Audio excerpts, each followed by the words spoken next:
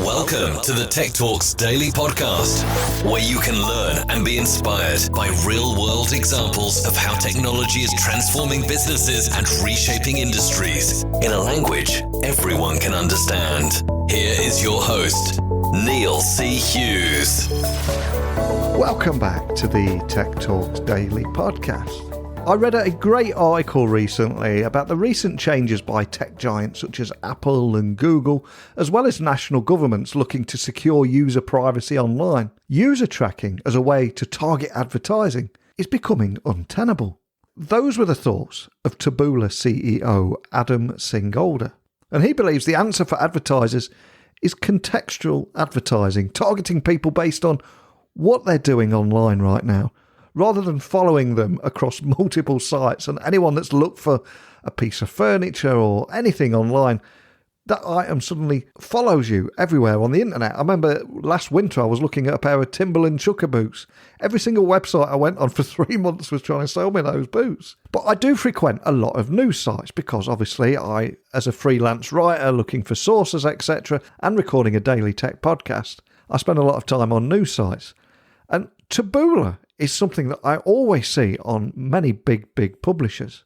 So I reached out to invite the Taboola CEO, Adam Singolda, onto the podcast to talk a little bit about the story behind the company and the top readership trends and advertising trends that they are seeing driving consumption on the web. And thankfully, they said yes. So buckle up and hold on tight as I beam your ears all the way to New Jersey, where Adam is waiting to share his story today. So a massive warm welcome to the show. Can you tell the listeners a little about who you are and what you do? Of course. Thanks for having me. My name is Adam Singolda. I just turned 40. I started Taboola when I was in my 20s, just to be clear. So, it's been quite a fun ride. I moved to America from the Holy Land, Israel, in 2009. So I've been here over a decade. I'm married, 2 kids, and a third on the way, end of July. So, expanding to my Taboola family and expanding my personal family. That's expansion in all ways.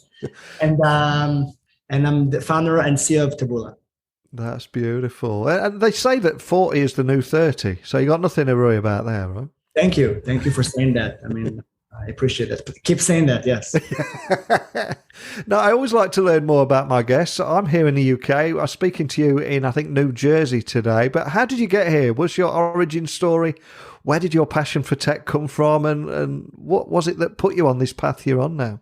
So Taboola is my first job. Before Taboola, living in Israel, I spent almost 7 years in the Israeli army as an engineer. So that's what I did before Taboola. It was this really cool place, sort of the encryption unit of Israel. And I was fortunate to meet really smart people who together we built products and brainstormed about a variety of things. And mainly from a cultural perspective, it was very flat. So I learned so much, even more than technology. I learned so much about culture and working together. You see, back then in when I was at service, you can't get fired, you can't get promoted. Everybody wears the same, green. So we're all kind of flat, and we just have to make it work. And it's a lot of it reminds me of a startup. There's no room for giving people chief titles and making people do things for the wrong reasons outside of just being passionate about your journey and working together as a team, especially when you start your company. So that's what I did before. And then I started Taboola back in 2007. The reason I started Taboola was because I couldn't find anything to watch on television, living in my parents' house. And I saved this money for years, and I got this. I think at the time it was 27-inch screen TV, which was at the time was huge. I mean, it was considered like cinema, screen back home. And I couldn't find anything to watch. And I thought, I should not be looking for TV shows, and TV shows should be looking for me. And I thought that, search engines, obviously Google back in the 2000s, kind of changed the world and humanity in the sense that if you knew what you wanted to find, you could type it and find it. But what happens when you have no idea what you're supposed to be doing next? We only have 24 hours a day.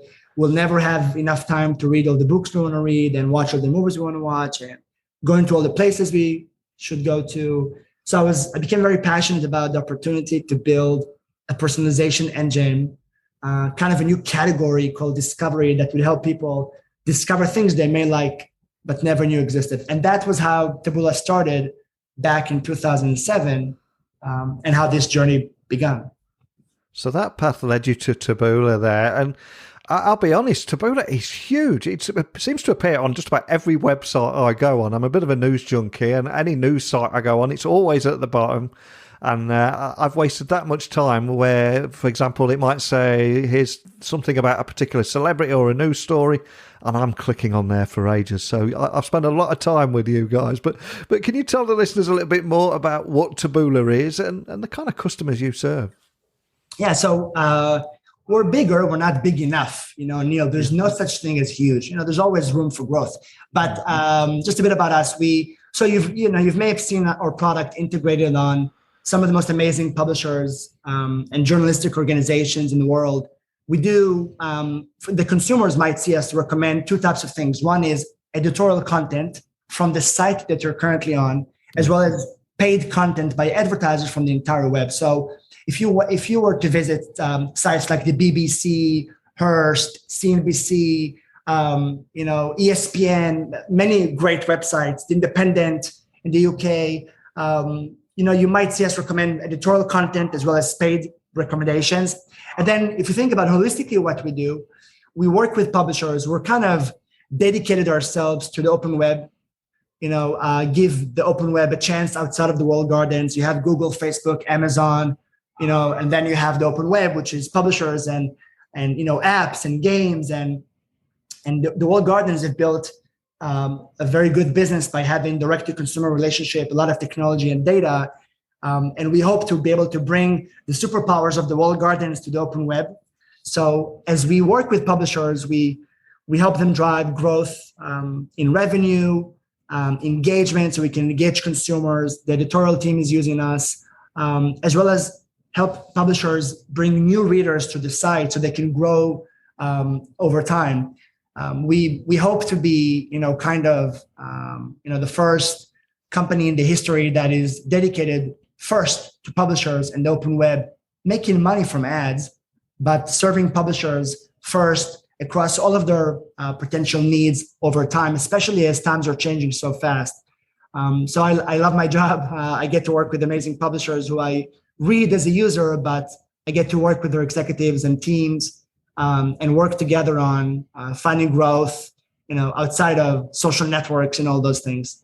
And as you said a few moments ago there, the world is moving so fast and things are changing so fast. And this world in particular is evolving continuously, and the pace of change is moving at breakneck speed. And there are so many big trends at the moment around open web, personalization, metaverse, artificial intelligence, and around content and consumption. So I'm curious, how are you navigating around that space at Taboola? Are there any insights you can share? Because it's not something that you can, this is what we do, this is what we're going to do for the next 5 years. You've constantly got to evolve too, haven't you?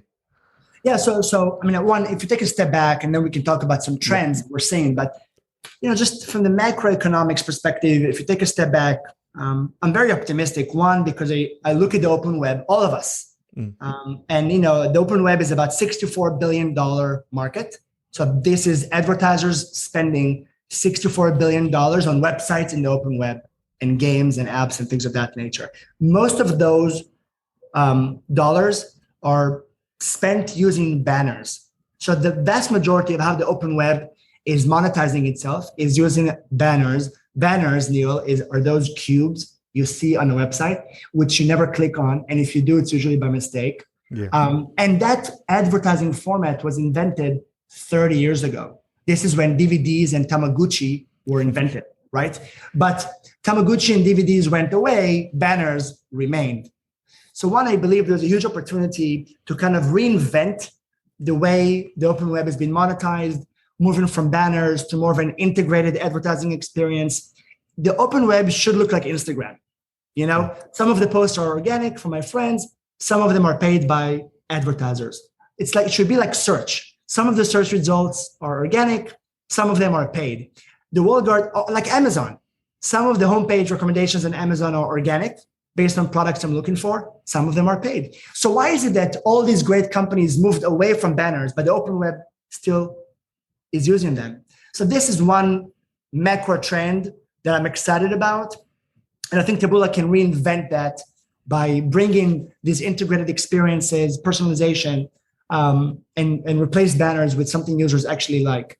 Two, there's a whole privacy trend, that's happening. Apple is making it very clear they care about privacy, which I'm happy about. I think it's good for consumers, but that means that contextual is going to be, even more important into the future. So the future is going to be much less about who am I as a person and what I told Facebook about myself, and more about what am I reading about as a proxy for what am I curious about. So I think that's going to be a decade trend that is starting now with good companies like Apple and Microsoft and others that are spending time protecting users with privacy. So that's another big trend, right?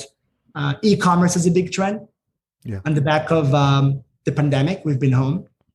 We haven't gone to buy things as we used to, and we're becoming better shoppers online. We need trusted sources of information, publishers we love and trust, to review products that we care about so we can purchase. As an example, I just bought 2 strollers for the kids. And obviously, how would I be able to buy anything without reading about publishers that I like, reviewing them? Yeah. Right. So in the UK, you have Future PLC. How could you buy something unless they wrote about it? Right. And then other publishers are getting into that space as well. So you need those trusted publishers reviewing things. So e-commerce is a big trend, to your question. And AI is a big trend as well. I think we're going to see a lot more AI. Then the future of newsroom and editorial teams will incorporate much more AI and machine learning as a way to build relationship with consumers. So I would say those are big trends we're seeing.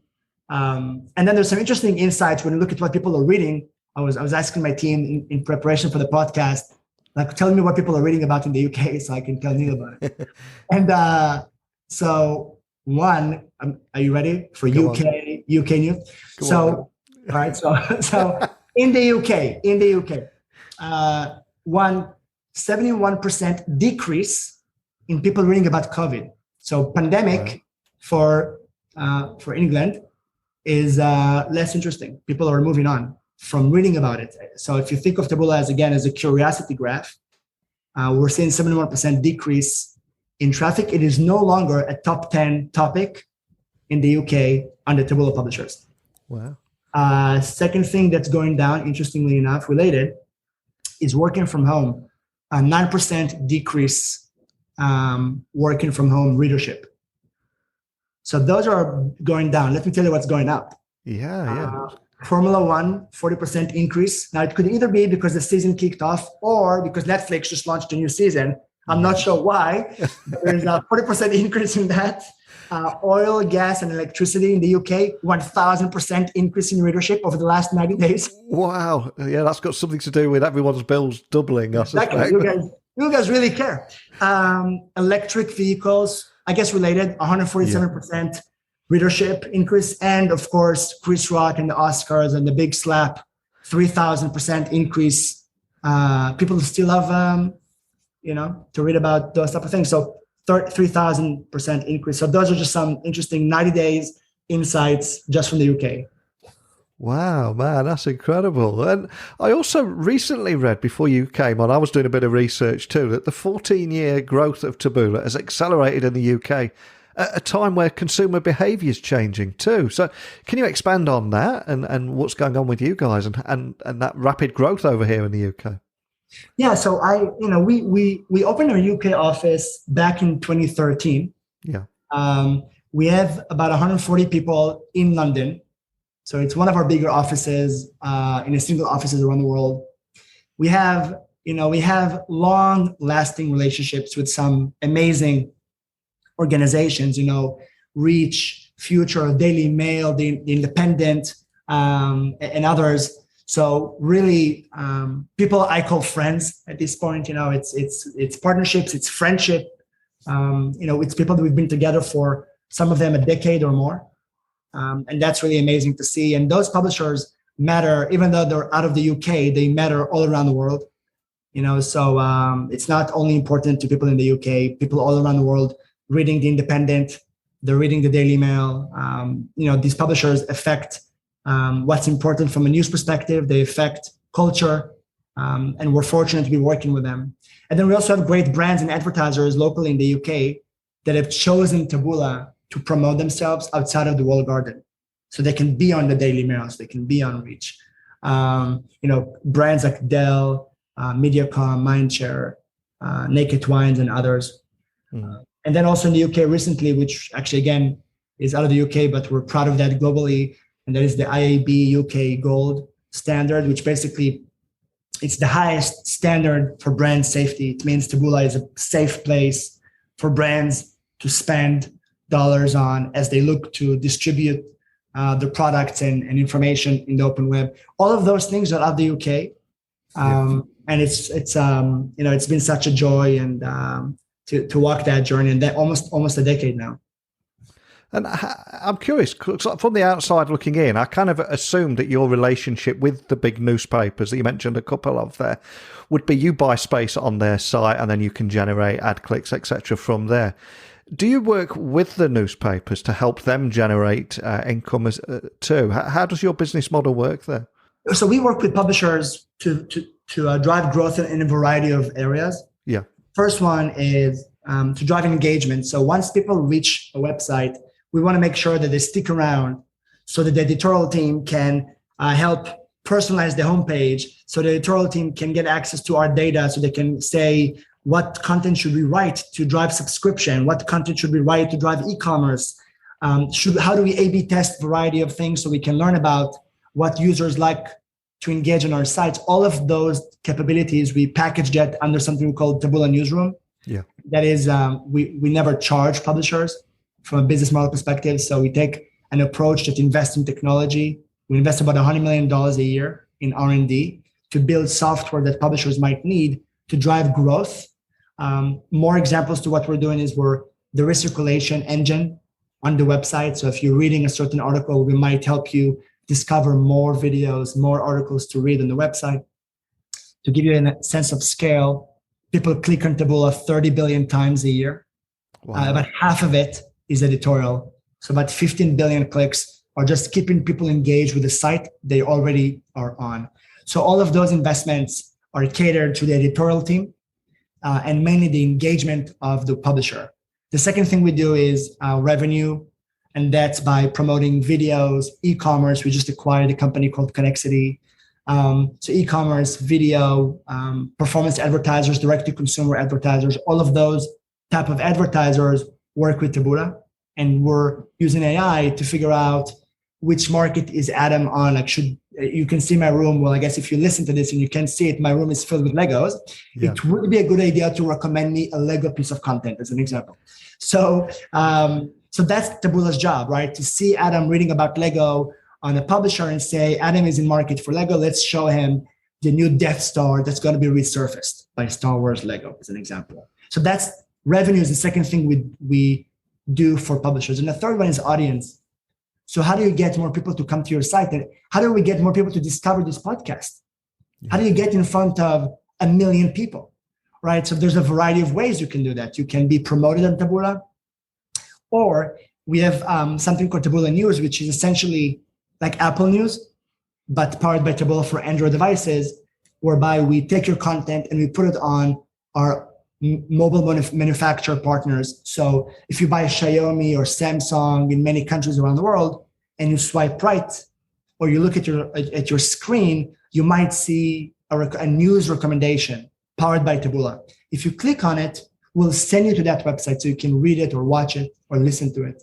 So that's part of our investment to help publishers in the open web to stay strong by distributing premium quality news outside of a browser so we can bring people back to the open web. So that's the third thing we do, audience. And all of those investments helped us build relationships with publishers.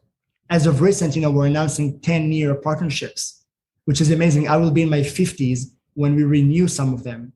And that's it's a very humbling moment to be a company that people partner with for a decade. But those are the reasons, and that's what we're doing with publishers. Wow, that's incredibly cool. And a few moments ago as well, we were talking about readership trends, talking about obviously Chris Rock, and we know what happened there, the F1 season, the energy prices. One big trend that we've not talked about, and I'm curious on your viewpoint here, is Facebook famously rebranded to Meta last year. From your point of view, do you think Meta's decisions in the attention economy are fundamentally harming that publisher-consumer relationship, or is it just something different? How do you see everything that's happening here? You mean specifically with Metaverse or in general? Well, Facebook Meta and what they're going after and moving away from their traditional model, I would say. I mean, look, it's hard to see and know. I don't know what the future looks like with regards to Facebook. I think it's a good investment for them, the Metaverse. Some of the Metaverse, will happen. Some of it I hope will happen, and some of it I hope will never happen. As an example, this Zoom call we're on right now is a version of the Metaverse. We're not in the same room physically, but we feel like we're together. I see you, you see me, and maybe over time, Zoom will have hologram and we'll actually sit next to each other in a 3D version. But that's already a version of Metaverse, and that version I hope will continue to get better, so I can FaceTime you or Zoom call with you, and we'll feel like we're together, because that is communication, and that will help increase empathy between people and communication and productivity and all those things. So that is what I think great about Metaverse. I think we're seeing that also with games. My four-year-old son has an avatar on his Super Mario game, right? So I mean, that is his version of that. So those things happen and will continue. I hope Metaverse, what will not happen is us becoming like metrics, batteries connected at home, not leaving our home. That I think is depressing to me, to live in a virtual world that I don't have to leave my home. I prefer to meet people in person. Yeah. I like interaction between human beings. So that's what I hope never happens. But whichever, version of the future you take, some things will happen. And I think Facebook, being Facebook, are taking a good decision to invest $10 billion in that. What I think Facebook also has to consider significantly changing as they're thinking about their future is something very simple, which I would call empathy, and that is how important they are to their community, business community, and how they interact with companies and consumers around them. So when Facebook launched Instant Article, what happened was they stopped sending traffic to publishers, and that was a very gloomy day because publishers went from getting a lot of traffic from social to getting none. And some publishers went out of business. Yeah. Now, it's a small thing for Facebook, but it's a huge thing for those publishers and the open web. So I do think that when you become so important, it's like Spider-Man, you do have more responsibility. And one thing I believe they need to better understand and better connect with is not only their own blue app, but also, the blue ocean that lives around them and all the companies, businesses, small businesses, publishers, gamers, that rely on them because they matter. And that will not happen by investing in products. That is a cultural change, I think. So that's what I hope they'll consider doing into the future. And if we also look just a few years into the future, there's a lot of talk right now about the end of cookies. I know it's been delayed, I think, till 2023 at the moment, but I'm curious, with the end of cookies on the horizon, do you think Facebook's addiction to cookies and other big tech companies and their addiction to cookies, is that going to be a downfall, or do you think they're already preparing for this? Yeah, so first of all, I think it's a good trend, right? Yeah. What is this trend? This trend basically says cookies is on a browser, and IDFA is between apps. What basically these privacy changes mean is that consumers will not be tracked unless they ask to be tracked. Right? So if you think about it, up until now with IDFA, all of your apps would report to someone what you're doing without you ever agreeing for them to do it. Yeah. But this is not nice. It's not fun. It's not nice for you to tell Facebook that I'm buying pizza and now they know I like pizza without me ever agreeing to do that. So I think, our kids, my kids, when they turn 20, they will be shocked. There used to be a time companies made money by tracking consumers without asking them for their permission. They will think it's like smoking cigarettes on flights, which today sounds crazy to us, but there used to be a time when it was normal. That is how normal tracking consumers without their consent is to me, right? So first of all, I think it's a good thing. People should be protected, people should be safe, and the open web should be safe. So I like that. I do think it forces everyone to rethink targeting. And I think contextual is the new royal queen, in the sense that it's just so much not about me as a person. It's just about my curiosity. And by the way, that's what Taboola is focusing on. Safari and Apple basically deprecated cookies back in 2017, and Taboola performance went up even faster in Safari than other browsers. So I would say, we feel comfortable around those dynamics because Taboola is the publisher company. The biggest signal we have is the publisher's readership. What are you reading? What are people that read this have done? So it's this curiosity graph that we have. It's this contextual graph that we have that is allowing us to grow. We're guiding for $1.6 billion in revenue this year, $20 million in adjusted EBITDA this year. And these revenue is driven by contextual signals. We're not tracking people across apps with, and things of that nature. So I do like the trend overall. I do think that companies that rely on tracking of that kind will have to rethink other ways to drive growth for advertising purposes. And I'm very excited about contextual because I think it's very user-friendly. Mm-hmm. It's not about who I am. You're not tracking me. It's about things I care about. And as a proxy of that, you surface things that I might like. I think this is also the opportunity of the open web. The next decade is ours. It's journalism, podcasts, publishers, gamers, apps, connected TV. This is our decade because we are built on content and context. This podcast is about, there's a context to what we're talking about, and that context has a meaning. And this is what advertisers will be looking for. So I think we're entering our decade, and I'm excited about it. And I think it's good for consumers. And at the very beginning of our podcast, we're talking about the birth of this industry, and it was over 30 years ago when DVDs were introduced, etc. And of course, here we are in 2022, and it's difficult to imagine, but it was only 15 years ago that the iPhone first arrived in 2007. And our children now cannot remember a time before the iPhone, before the iPad, which was, 2010, I think the iPad came out. So what excites you about the road ahead for your children there who cannot remember a time before the iPad and the iPhone, digital natives, and it's going to be a very different future? What excites you about that? Yeah, I think what excites me is, first of all, I think it will be a safer from a privacy perspective. I think it's on everybody's mind. It's no longer something just attorneys and lawyers talk between themselves, right? This has been discussed in every management, and consumers understand that too. My mom understands privacy now, right? She would never buy a Facebook camera and put it in their kitchen because she would never trust that camera. Yeah. And that's a consumer decision. So I think consumers understand privacy. It's no longer a lawyer conversation. It's something that all managements and leaderships are talking about. So I think that's a good thing for the future. I'm mainly excited about one, a personalized future. I think there's an opportunity to really drive a revolution around surfacing things to me that might make my life better.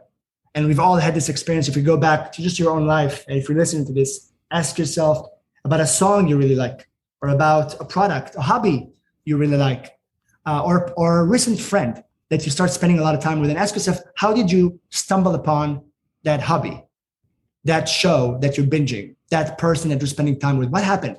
And something happened. There was some sort of moment of next that enabled that serendipity, right? Yeah. And that is very special. That is what makes life worthwhile. So I'm excited about a future whereby we'll have so much more time to discover things and stumble upon things and have serendipity part of our life.